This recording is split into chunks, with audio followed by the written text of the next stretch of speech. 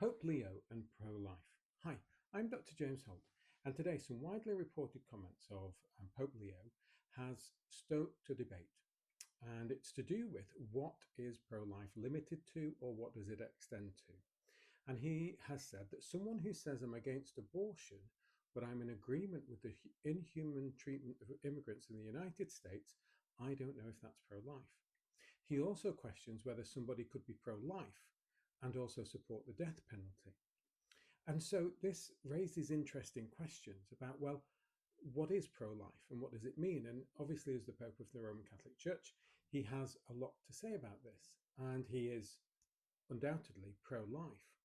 But it also raises questions about interpretations of the Bible. And so interpretations, for example, of gun rights and of the death penalty and of abortion and of all number of things within um, both morality today and ethics today, but also within the Bible. So is the Bible silent on these issues? Well, yes and no.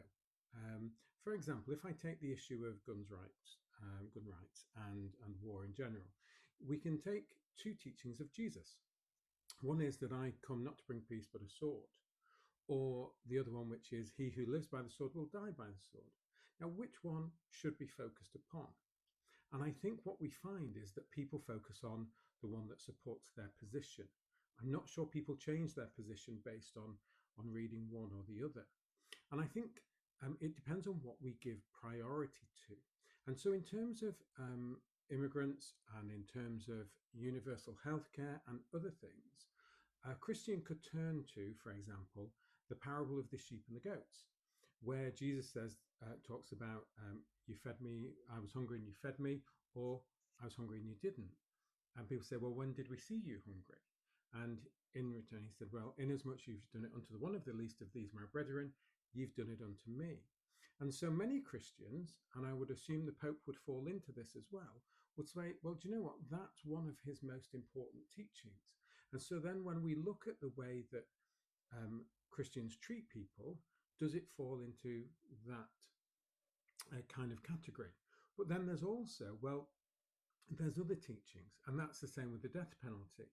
So obviously within the Old Testament, there are many teachings that support the death penalty. And then in the Sermon on the Mount, Jesus said, well, no more eye for an eye. It's don't even get angry with your brother, essentially.